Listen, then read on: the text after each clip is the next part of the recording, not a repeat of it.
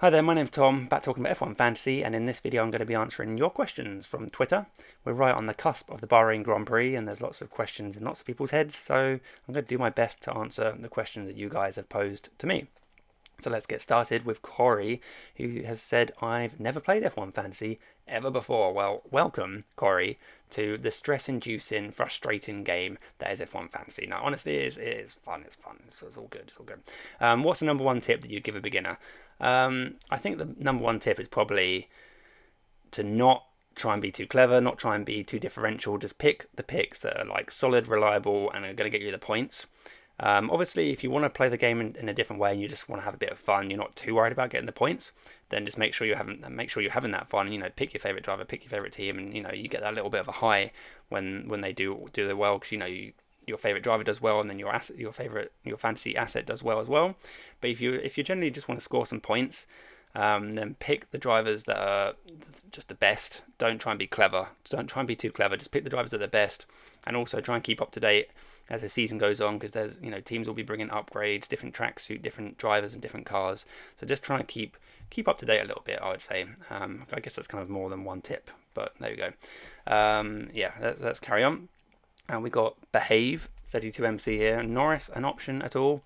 Terrible car by the looks of it, but managed across all of last season in spite of a poor car then too. Yeah, so at the moment for me, Norris is a no. I was really hot on getting him in my team, and I was like, oh, he's going to be the turbo driver, blah, blah, blah. But obviously all these rules have changed around, and McLaren just don't look strong. I would say in a few races' time, perhaps, when there's some upgrades for McLaren, then maybe Norris will become an option again. I do think Norris will not do too badly, but I think the main bulk of points in this new point scoring system are going to come from the drivers that finish in the top 10, and Norris at the moment doesn't look particularly likely to get in the top 10. I think at the moment Norris is a no for me, but one to monitor. Also, another thing I'd say about Norris is his price point is a bit awkward. I think he comes in around 11 million, and no other driver is really in that vicinity. All the other midfield drivers are like 7 or 8 million, and then the next step up is the premium drivers, like 17, 18 plus. So Norris is in kind of no man's land, so yeah, it's just a bit awkward for the team structure as well. We've got the FASP here. Adios to dynamic prices. I think it's supposed to be prices. Without sentiment and only one change of the price per race, how can we increase the budget? Well, this is a good question, because we don't really know what's going to happen with the budget. We still don't know exactly when the prices will change. I'm assuming it's like the Monday after, or maybe even the Sunday evening of a race. We don't actually know for sure.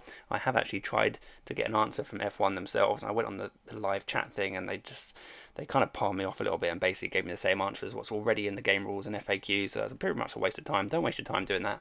In terms of increasing the budget, with the limited information we have, I'd say, in my opinion, there's lots of drivers, and particularly like the likes of Alonso and Aston Martin, possibly Perez as well. Like, I think there's certain assets that are really underpriced, and as long as they have a reasonable start to the season, which the likes of Aston Martin, Perez, etc., Alonso, they are likely to have a good start to the season, and therefore their prices are likely to rise.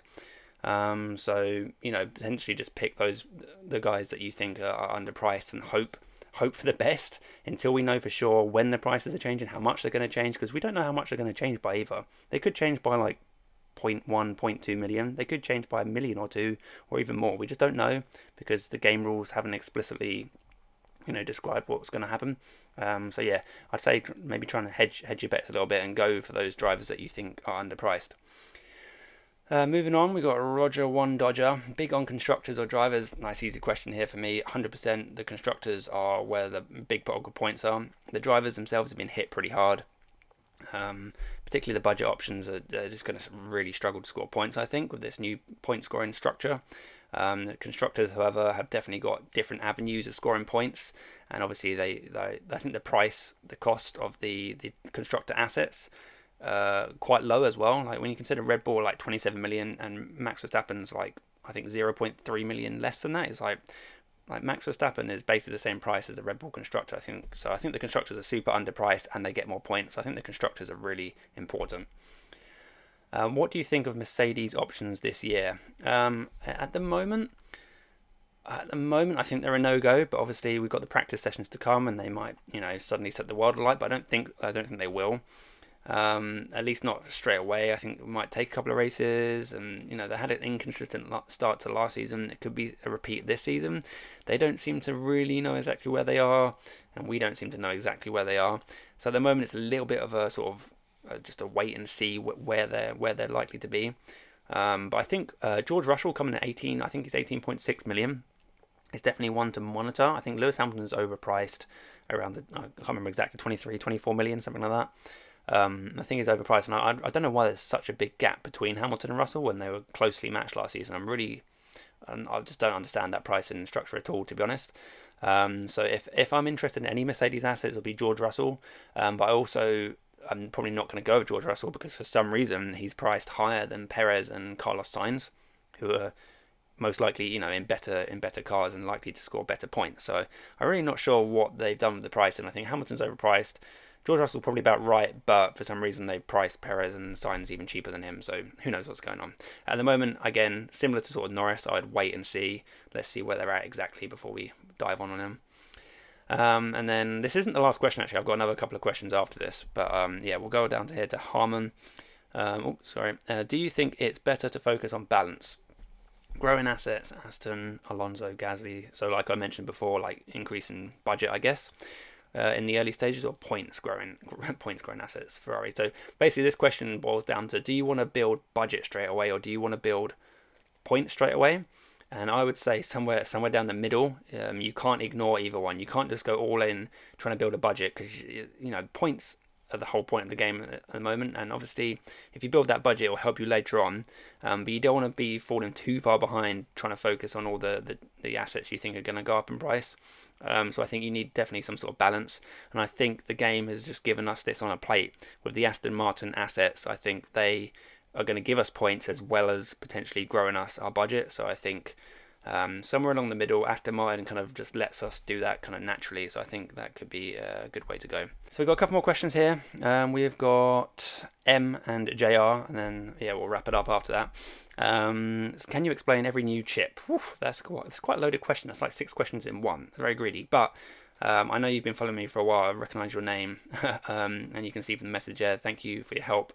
I won my college league for about 250 points. That's quite a nice margin there, to be honest. So it's really good. So well done, and I'm really glad that I was able to help you. That's the whole point of me doing these things. I find it very enjoyable, just like spreading the F1 fantasy word and my thoughts on it. And I'm really glad that it's helped you. So thanks for saying so. But every new chip.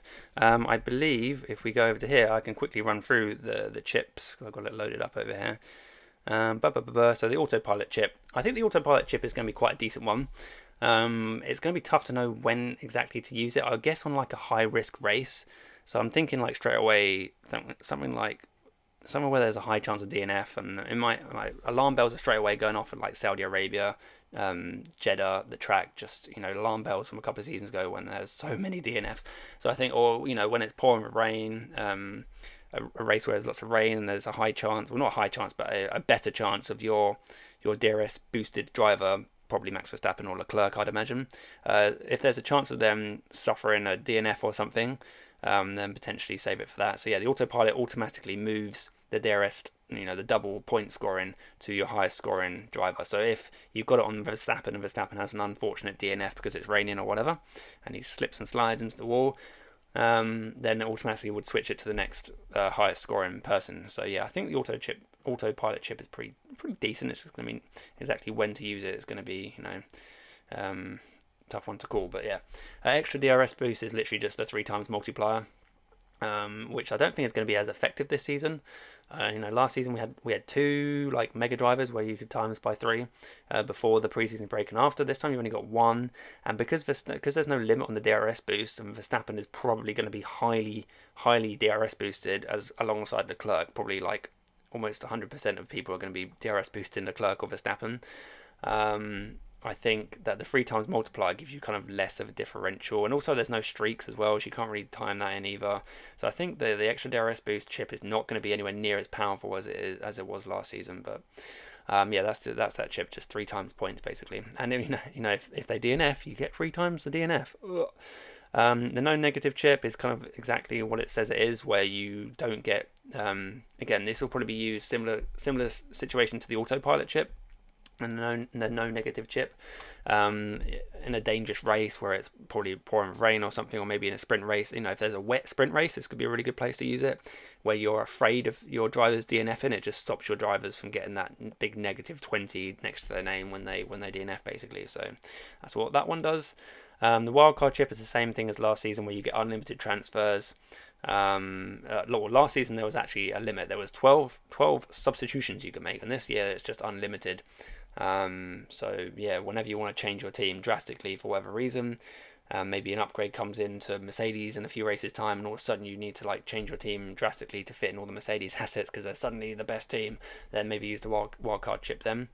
Last year it was more used to build budget, and this year I think it'll probably just be more useful just to change your team when you need it.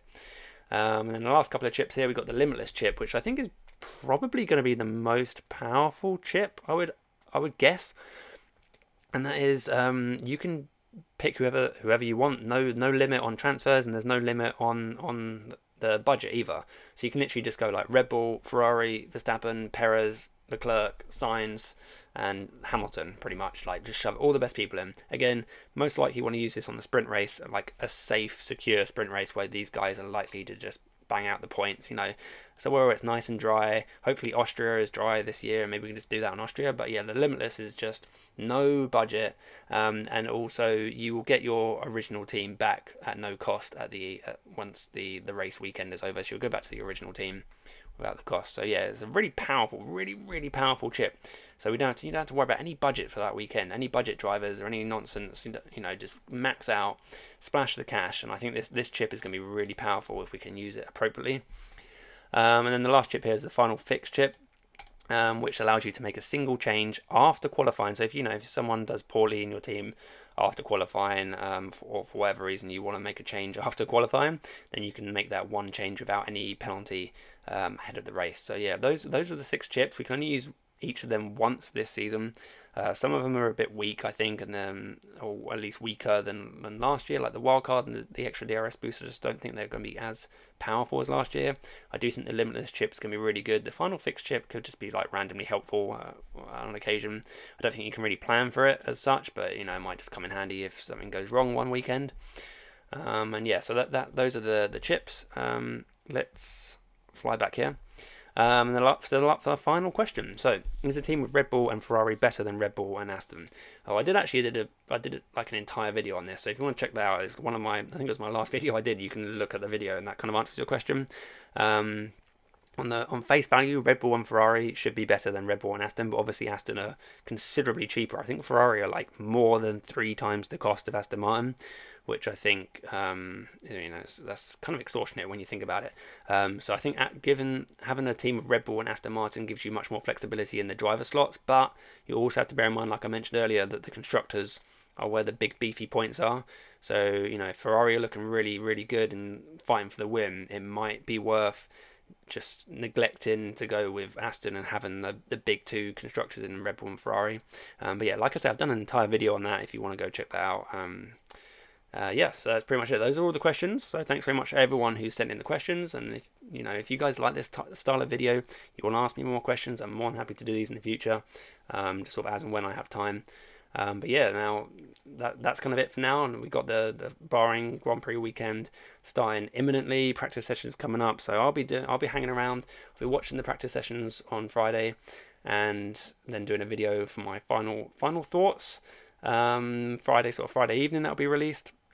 And then I will be live streaming as well into the deadline. I'll probably start that around 2 o'clock UK time on the deadline day, going into the actual deadline, and you can see my team that I'm going to submit on that. So yeah, that kind of wraps up this video. Thanks very much for watching, everybody, and I'll catch you very soon. It's exciting now, isn't it? The Grand Prix is literally right here in front of us. So yeah, it's kind of exciting. I've been so focused on F1 fantasy that it's actually kind of only really just dawned on me today that actual F1, just watching the race and just enjoying it, is actually going to be there. So yeah, I'm really excited, and yeah, I'm having fun doing all these videos. So thanks for watching, and I'll catch you soon. Bye bye.